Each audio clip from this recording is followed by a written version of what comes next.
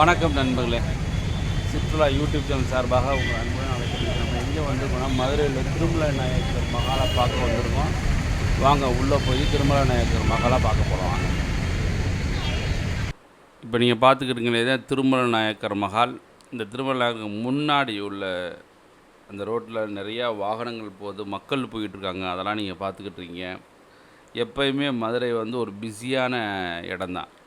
நைட்டாக இருந்தாலும் அந்த மாதிரி பிஸியாக இருக்கும். அந்த மாதிரி ரோடு தான் பார்த்துருங்க. அந்த ரோடு மெயின் ரோடு தான். அதாவது மீனாட்சி அம்மன் கோயிலேருந்து அதிகபட்சம் ஒரு 1 கிலோமீட்டர் தொலைவில் தான் இந்த திருமலை நாயக்கர் மகால் இருக்குது.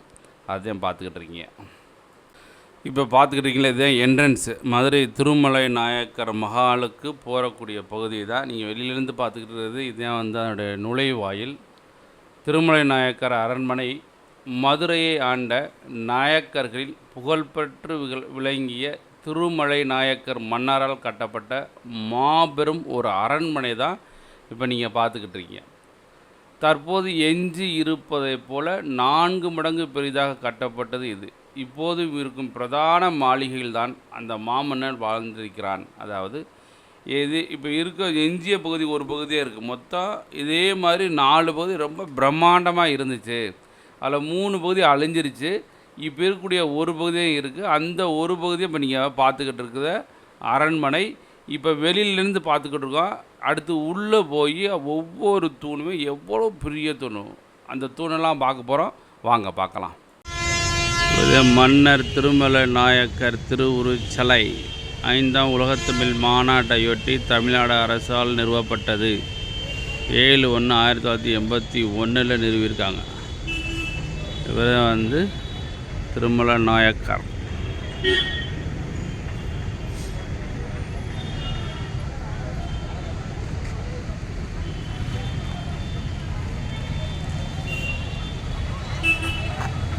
பக்கத்துலேயே ஒரு பூங்கா இருக்குது. அதையும் பார்த்துக்குறீங்க. பூங்கா முடிச்ச பக்கத்தில் போனீங்கன்னாக்க அந்த வலது பக்கம் பாருங்களேன், அங்கே வந்து டிக்கெட் கொடுக்குற இடம். அந்த இடத்துல ஒரு 10 ரூபா டிக்கெட், ஒரு ஆளுக்கு 10 ரூபா. அந்த டிக்கெட்டை வாங்கிட்டு நம்ம உள்ளே போகிறோம். வாங்க உள்ளே போகலாம். இது திருமலை நாயக்கர் என்ட்ரன்ஸ். இதை உள்ள நுழைவாயில் உள்ளே போகக்கூடிய பகுதி தான். உள்ளே போய் தான் பண்ணணும். இதே நுழைவாயில்.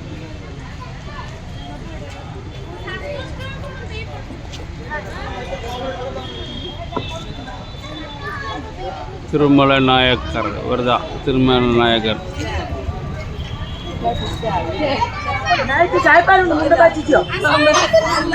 பேலஸ் ஆஃப் திருமலை நாயக் 1623 1659 வரைக்கும்.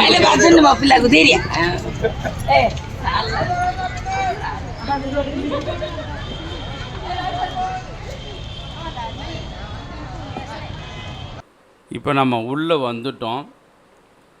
இந்த திருமலை நாயக்கர் அரண்மனை வந்து கிபி 1636ஆம் ஆண்டு இம்மகால் கட்டப்பட்டது. இந்த பெரிய கட்டிடத்தின் சுவர்ப்பு பூச்சு உலக மேதைகளால் புகழப்பெற்றது.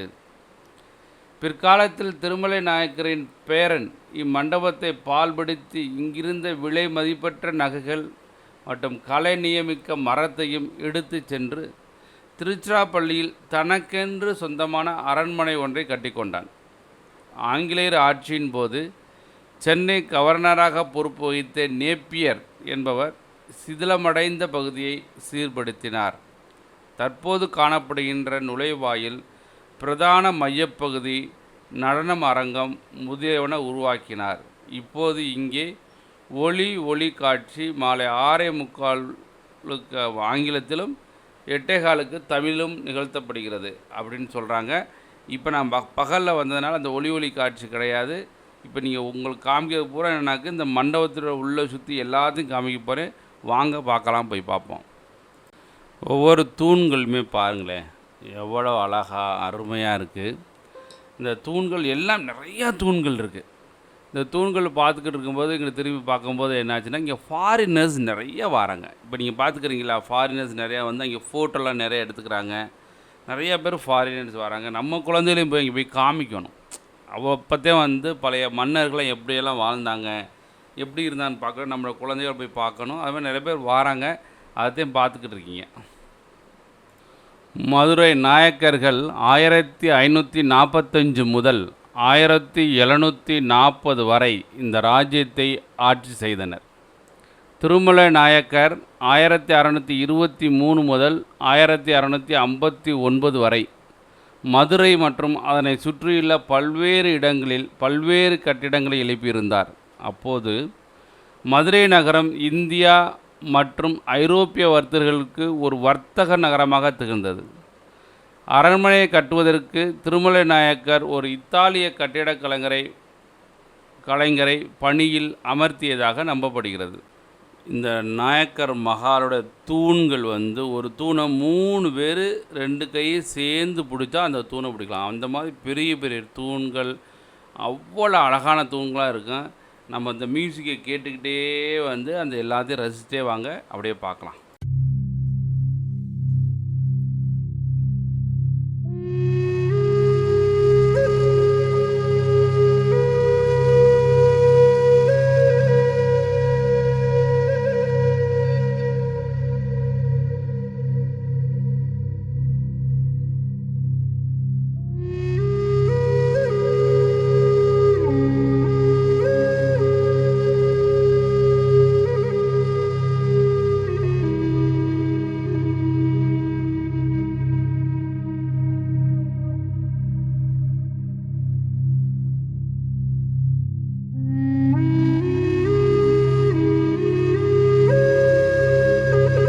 தூண்கள் கட்டி பிடிக்கவே முடியாது, அவ்வளோ பெரிய தூண்கள்.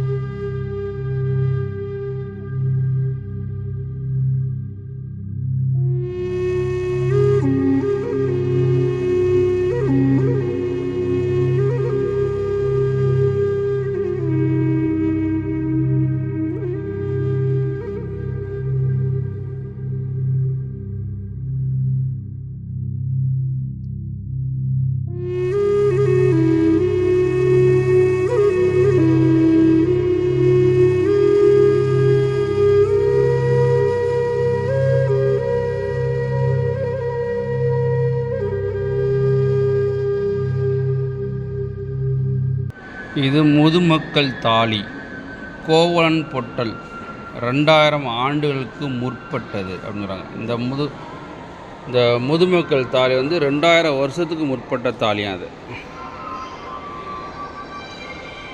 நான் எங்கே இருக்குன்னு சொன்னால், மதுரை திருமலை நாயக்கர் மஹால் இருக்குது. அந்த திருமலை நாயக்கர் மஹாலில் உள்ளுக்குள்ள ஒரு முதுமக்கள் தாலி இருக்குது. இந்த முதுமக்கள் தாலி 2000 ஆண்டுகளுக்கு முற்பட்டது அப்படிங்கிறாங்க. அந்த முதுமக்கள் தாலி தான் நீங்கள் பார்த்துக்கிட்டீங்க. இதே அந்த முதுமக்கள் தாலி. இந்த முதுமக்கள் தாலி எதுக்கு யூஸ் பண்ணாங்கன்னு சொன்னாங்க, நெல், கம்பு, சோளம், இந்த மாதிரி தானிய வகைகள், சாப்பிடக்கூடிய வகைகள் என்னென்ன இருக்கோ அதை பூரா சேமித்து வச்சதுக்காக இதை பயன்படுத்துனாங்க. நான் சின்ன பிள்ளை இருக்கும்போது அந்த மாதிரி நான் பெரிய முதுமக்கள் தாலிலாம் பார்த்துருக்கேன். எங்கள் வீட்டில் இருந்திருக்கு. இப்போ நீங்கள் பார்த்துக்கிறது 2000 ஆண்டுகளுக்கு முற்பட்ட முதுமக்கள் தாலி தான் பார்த்துக்கிட்டு இருக்கீங்க. இது எங்கே இருக்குது? திருமலை நாயக்கர் மஹாலில் இருக்குது.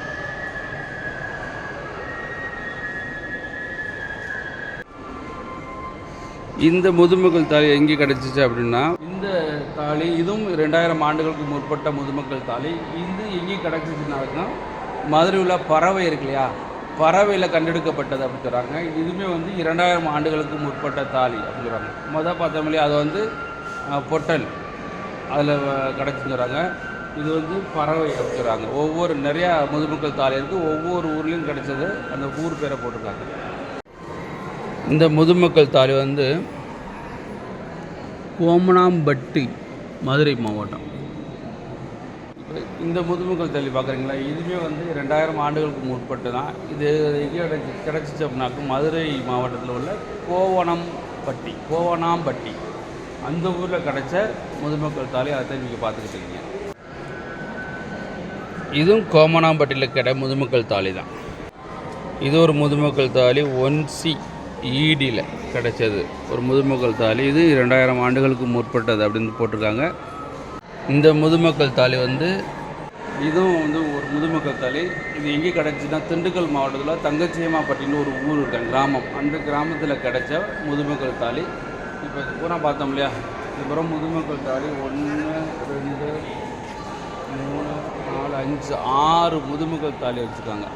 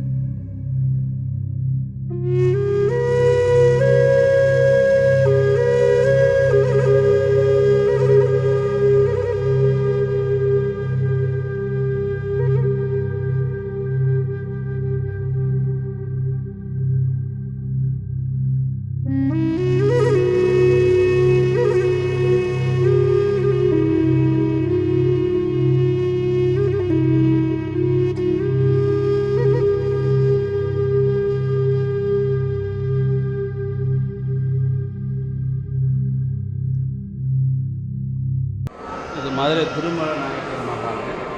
இவங்க இதிலிருந்து அந்த கடைகரிக்கு இந்த எண்டுலேருந்து அந்த கடைகளுக்கு பார்த்தீங்கன்னாக்கா அப்ராக்சிமேட்லி 1 2 3 4 5 6 7 இந்த ஊருக்கே 15 தூண் இருக்குது. இந்த பக்கம் 15 தூண் இருக்குது. இந்த ஊரில் மட்டுமே ஏகப்பட்ட தூண்கள் இருக்குது. நிறையா தூண்களாக இருப்பாருங்க. உண்மைக்கு ஒவ்வொன்றுமே அருமையாக அழகாக வடிவமைச்சிருக்காங்க.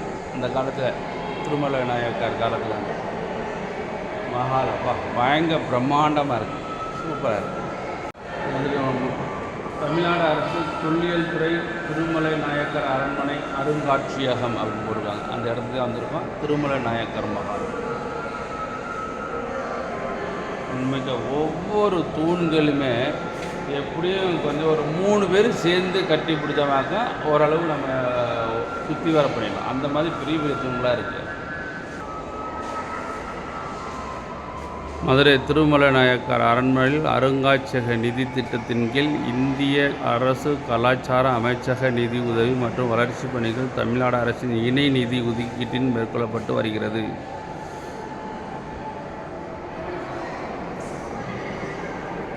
திருமலை நாயக்கர் அரண்மனை கிபி 1623 இருந்து 1659 வரை மதுரையை தலைநகராக கொண்ட சீரும் சிறப்புமாக ஆண்ட திருமலை நாயக்கரால் இவ்வரண்மனை கட்டப்பட்டது. தென்னிந்தியாவிலேயே எஞ்சியுள்ள பண்டைய அரண்மனைகள் மிகவும் எழில் வாய்ந்தது இதுவே. இவ்வரண்மனையை திருமலை நாயக்க மன்னர் 1636 கட்டி முடித்தார். இதில் தம் 75வது வயது வரை மனைவியுடன் வாழ்ந்தார். திருமலையின் மன்னர் இவ்வரண்மனையை கட்டிய பொழுது இப்பொழுது இருக்கிற அளவு போல் 4 மடங்கு பெரியதாக திகழ்ந்தது. இவ்வரண்மனையின் பல பகுதிகள் பற்றிய குறிப்புகள் உள்ளன. இதில் சொர்க்க விலாசம், ரங்க விலாசம் என்று 2 முக்கிய பகுதிகள் இருந்தன. இதை தவிர 18 வித இசைக்கருவிகள் இசைக்கும் இடம், பூஜை செய்யும் இடம், அரண்மனை மண்டபம், தேவரின் அந்தப்புறம், நாடகச்சாலை, உறவினரும் பணி செய்பவரும் வசிக்கும் இடம், வசந்தவாவி, மலர் வனங்கள் முதலின இருந்தன. திருமலை நாயக்கர் சொர்க்க விலாசத்திலும் அவர் தம்பி முத்தியாலு நாயக்கர் ரங்க விலாசத்தில் வாழ்ந்தனர். இப்பொழுது எஞ்சியுள்ள பகுதியே சொர்க்க விலாசம் ஆகும். அப்படியே தொல்லியல் துறை கொடுத்துருக்காங்க. இப்போ இருக்க அரண்மனை மாதிரி 4 மடங்கு இருந்துச்சு அப்படின்னு சொல்கிறாங்க. நாடகசாலை. இவ்வகன்ற கூடம் நாடகசாலை அல்லது நாட்டிய மண்டபம் என்று அழைக்கப்பட்டது. இவ்விடத்தில் அரசர் தம் தேவியருடன் மாலை நேரங்களில் அழகிய நாட்டிய மகளிர் ஆடும் நாட்டியங்களை கண்டுகளித்தார். இந்நடனங்கள் பல்வேறு வகையான இசைக்கருவிகள் முழங்க தீவர்த்தி வெளிச்சத்தில் நடைபெற்றன. இக்கூடத்தின் மேற்கு மூலையில் 2 படிக்கட்டுகள் மேல் தளத்திற்கு செல்லும் வகையில் காட்டப்பட்டுள்ளன.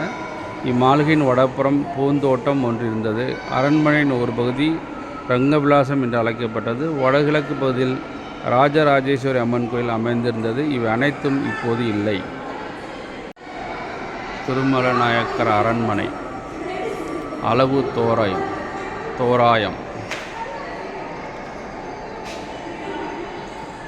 எங்கெங்கே இருந்துச்சுன்னு போட்டிருக்காங்க பாருங்களேன். ரங்கவிலாசம், ராஜராஜர் கோயிலும், முற்றம், சொர்க்க விலாசம், பூஜை அறை, வசந்தவாவி, ஆயுத சாலை, சேவல் போரிடம், சந்தரிகை மேடை, இதெல்லாம் இருக்குது. ரிமைனிங் பார்ட் இந்த சேப்பில் வச்சுருக்காங்களே அது மட்டும்தான் இப்போ இருக்க ரிமைனிங் பார்ட்டு, மீதெல்லாம் இல்லை.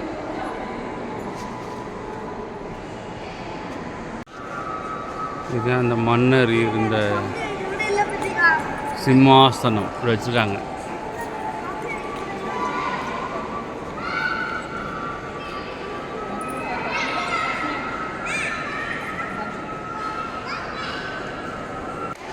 மதுரையில் திருமலை நாயக்கர் ஒரு சிம்மாசனம் இருக்குது. இந்த சிம்மாசனம் மதுரை மன்னர் திருமலை நாயக்கர் இருந்த சிம்மாசனம். அதில் மக்கள் நிறைய பேர் ஃபோட்டோ எடுத்துருக்காங்க. அந்த பகுதியில் பார்த்துருக்காங்க. அந்த சிம்மாசனம் சூப்பராக இருக்குது. ஸோ மக்கள் பார்க்க வேண்டிய, அது முக்கியமாக மதுரை மக்கள் சிறுவர்களும் சிறுமியர்களும் பார்க்கக்கூடிய ஒரு முக்கியமான பகுதி. பெரியவர்களும் பார்க்கணும், அருமையாக இருக்குது. பாருங்கள், ஃபுல்லாக தூண்கள் தான், ஏகப்பட்ட தூண்கள். அது புதுசெல்லாம் கிடையாது, அவ்வளோ பெரிய தூண்கள். இவங்க கீழே பெரிய தூண்கள் இருக்கலாம். அப்படியே மேலே கொண்டு போய் பாருங்களேன், அழகாக மேலே பூரா கலை நியமிக்கிறது. அவ்வளோ இந்த கோயில் இருக்கும்ல அது மாதிரி பண்ணியிருக்காங்க பாருங்கள்.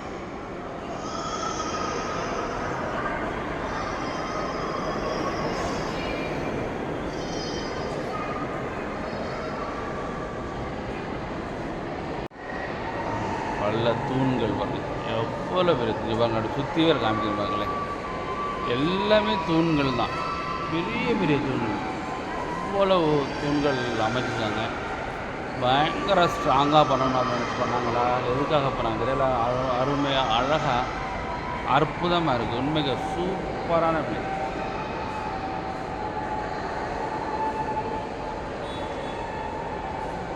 எங்கு பார்த்தாலும் பெரிய பெரிய தூண்கள் தான்.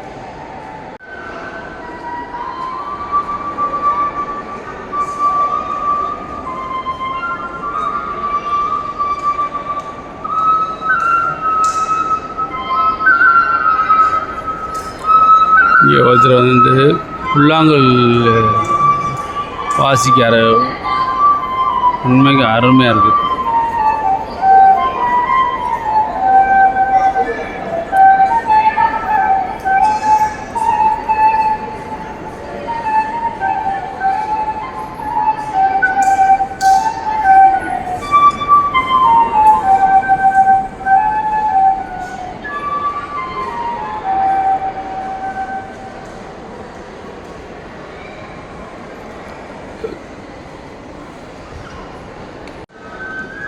இதுதான் அது உள்ளே போகிற அந்த அந்த திருமண நாயக்கர் உட்காந்துருப்பார் இல்லையா, அந்த சிம்மாசனம். இந்த சிம்மாசனத்துக்கு போகிற வழி தான் இது. இங்கே 2 பக்கம் பெரிய குதிரைகள் இருக்குது. இந்த குதிரை உடஞ்சிருக்கு. இந்த குதிரைகள்லாம் உடஞ்சிருக்கு. இங்கிட்ட ஒரு குதிரை, இங்கிட்ட ஒரு குதிரை, இங்கிட்ட ஒரு குதிரை, 2 பக்கம் குதிரை இருக்குது. இதில் தான் சிம்மாசனம் போகிற வழி இருக்குது. மேலே போயிருங்க எவ்வளோ கலை நெய்மி காய்ச்சிருவாங்க பாருங்க. அருமையாக இருக்குது. உண்மைக்கே ஒவ்வொன்றையும் அவ்வளோ அருமையாக வடிவமைச்சிருக்காங்க.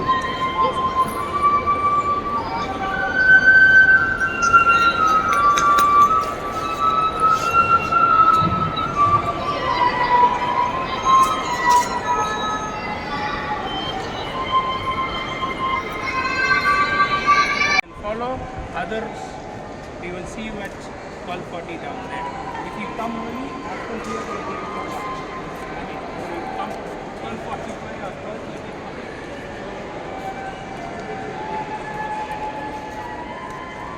நிறைய வெளிநாட்டுக்காரங்க நிறைய வராங்க. கைடு கைட் பண்ணிக்கிட்டு இருக்காரு, இதை பற்றி சொல்லிக்கிட்டு இருக்காரு.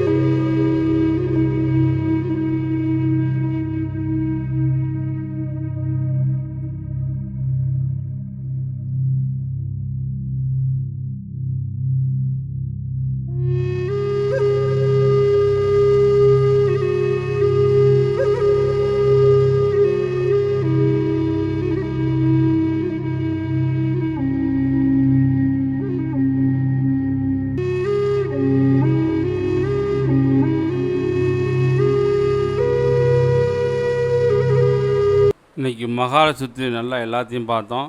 நன்றி நண்பர்களே, நன்றி வணக்கம். மறந்துடாமல் நம்ம சேனல் சிற்றுலாவை சப்ஸ்கிரைப் பண்ணிவிட்டு லைக் பண்ணுங்கள், ஷேர் பண்ணுங்கள். நன்றி வணக்கம். வெற்றி பெற வாழ்த்துக்கிறோம். நன்றி.